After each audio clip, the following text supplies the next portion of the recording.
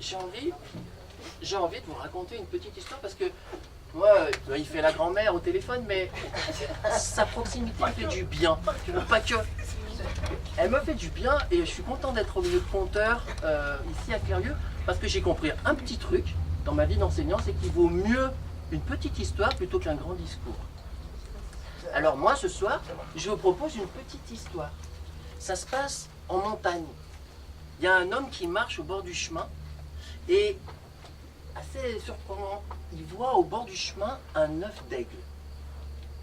Ne me demandez pas pourquoi, il le prend, il le ramène chez lui, il le pose au milieu de sa basse-cour, au milieu des œufs de poule.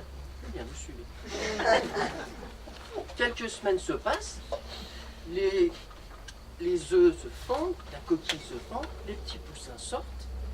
Quelques semaines encore se passent, un petit peu plus long la gestation, hein. Et puis vous avez la coquille de l'œuf d'aigle qui se fend et vous avez un petit aiglon qui arrive. Et puis, vous savez ce qui se passe dans la basse-cour? Eh bien, c'est un peu le mimétisme, hein. Tout le monde y fait pareil pour apprendre, c'est normal. Et donc les petits poussins, ils commencent à regarder comment font les congénères et puis même les adultes. Et puis donc, ils commencent à picorer, ils commencent à bouger. Et le petit aiglon, il commence à faire pareil lui aussi. Il commence à picorer et puis il avance comme un petit poussin. Les années passent, l'aigle commence à sérieusement se développer, la poule un peu moins sexy, mais ça se développe aussi.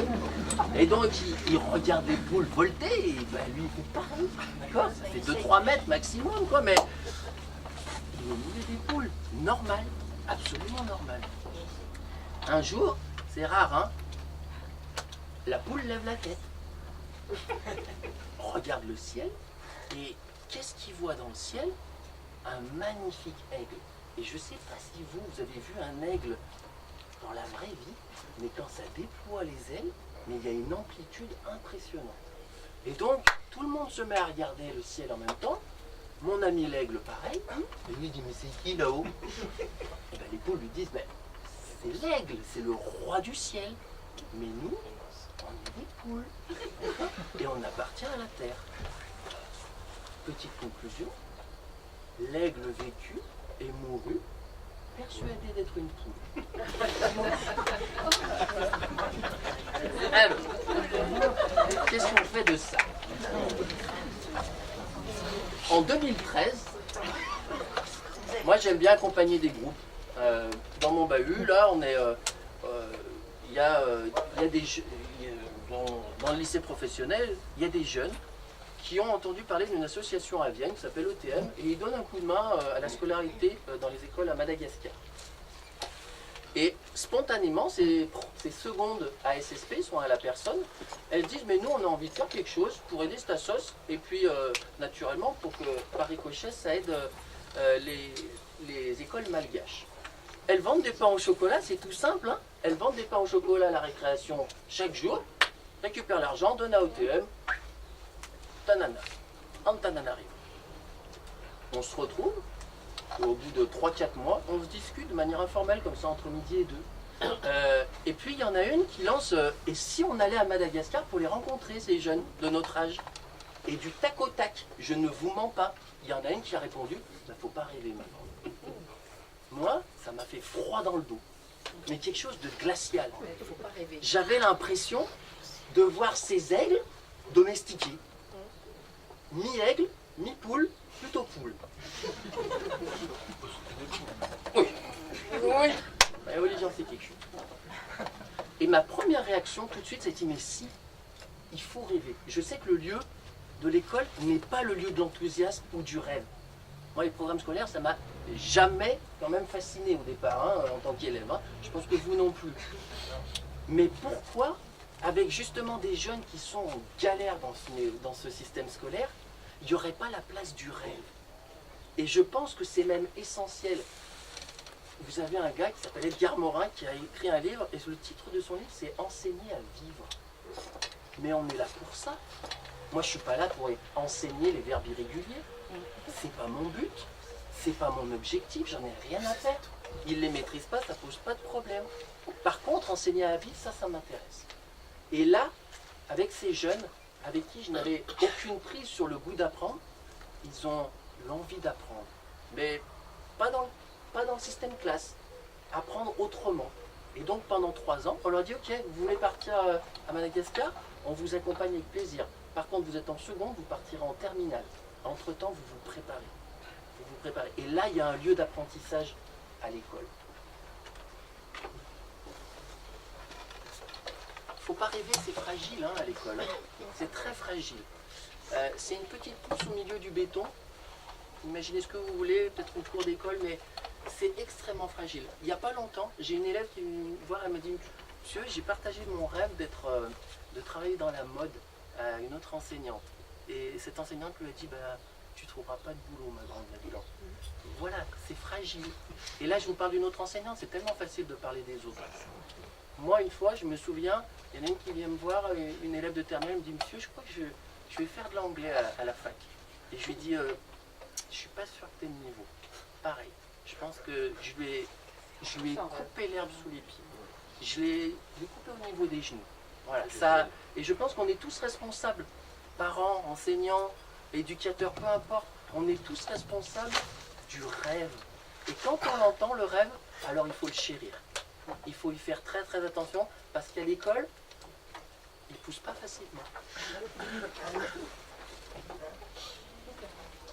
Protéger ce rêve,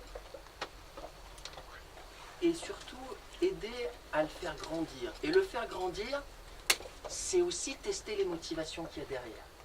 Il ne faut pas hésiter à aller aussi titiller les jeunes qu'on a en face de nous pour que ça descende et dire ok, vous voulez à Madagascar, mais on fait quoi? On fait du tourisme là-bas? Mais c'est possible.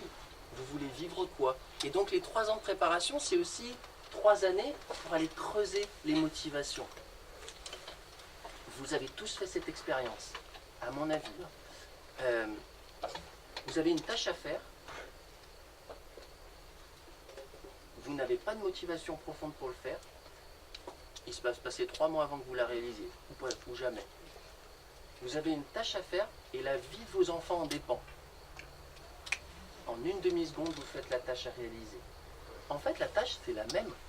Par contre, le pourquoi, il a changé. Donc avec un pourquoi puissant, aucun rêve, moi j'y crois, j'en suis persuadé, hein, les rêves ne sont pas impossibles. Ils sont réalisables, mais par contre il faut travailler sur les motivations profondes.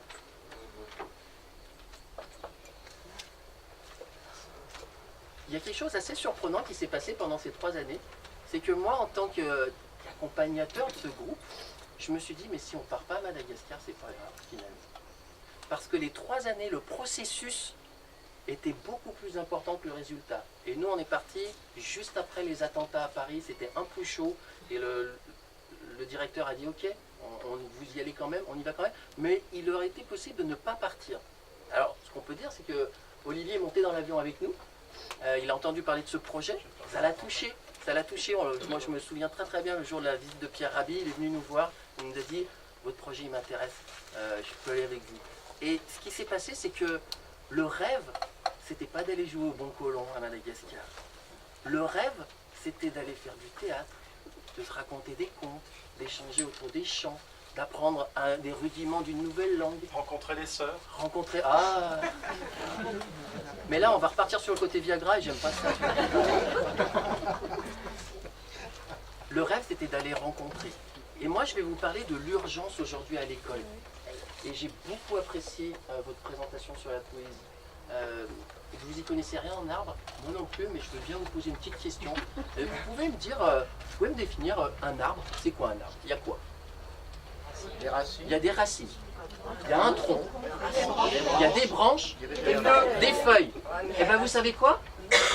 C'est parfaitement exact pour les arbres en Europe.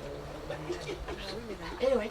Vous changez de continent, il n'y a pas un tronc, mais parfois 20 troncs. Vous changez de continent, parfois il y a un tronc, mais pas de branche. Vous changez de continent, parfois il y a des branches, mais il n'y a pas de feuilles. Vous changez de continent, vous allez en Afrique du Sud, à Pretoria, ils ont découvert en 2015 un arbre souterrain.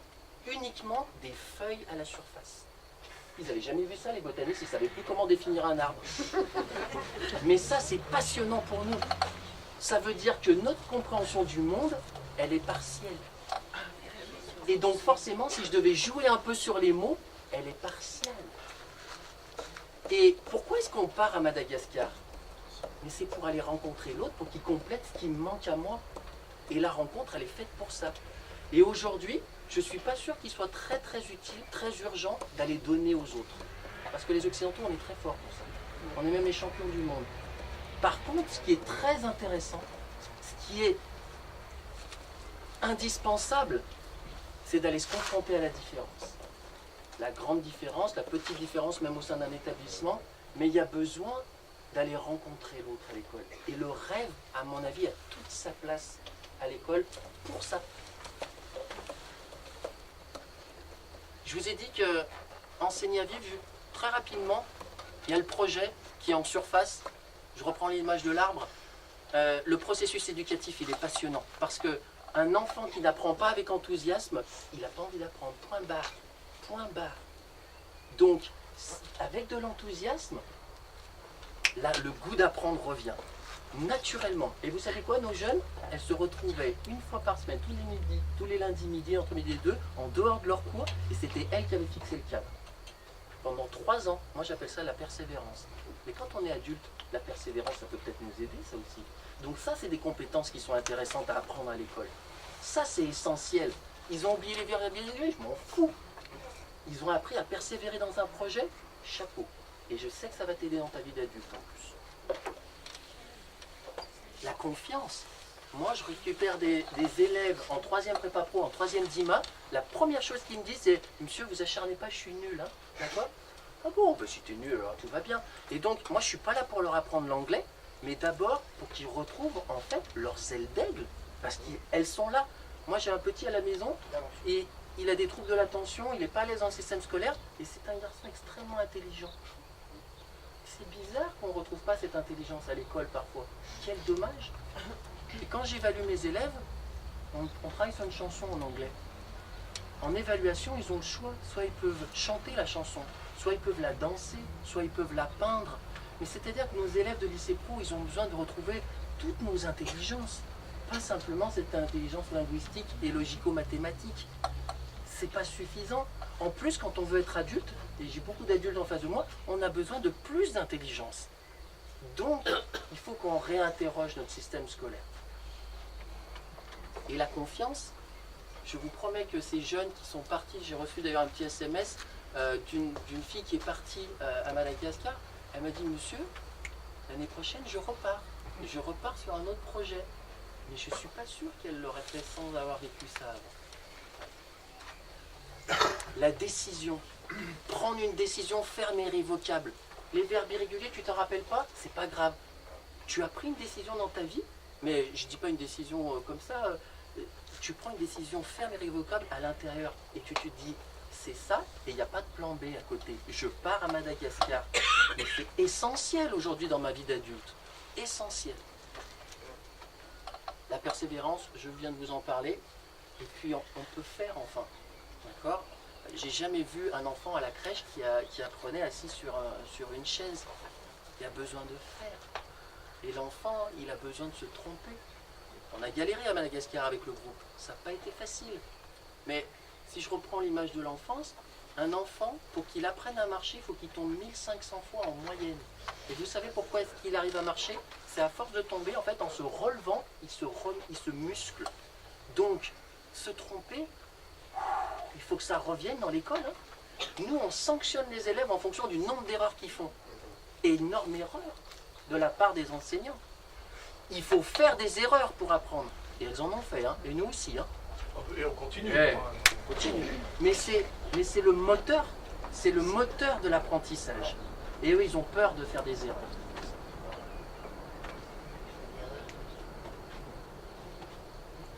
Je vous ai mis cette petite photo parce que quand Olivier arrive à Madagascar, il est toujours un petit peu décalé, donc il est arrivé 3 jours après. On est allé voir le père Pedro. Et il y avait un petit jeune qui n'arrêtait pas de le... Alors je lui fais un petit clin d'œil à Olivier ce soir avec le petit sourire du jeune homme, c'était les cheveux. Et voilà quelques images de Madagascar, de l'école. On a passé 10 jours dans une école. Et en fait, à partir du moment où une fille du groupe a dit « faut pas rêver », pour moi, ça a été le déclencheur du livre. C'est-à-dire que c'est à ce moment-là, je me suis dit, mais il faut qu'on partage quelque chose qui aujourd'hui a besoin de grandir dans l'école. Voilà. Et ça s'appelle École le poumon manquant. Je vous remercie pour votre attention.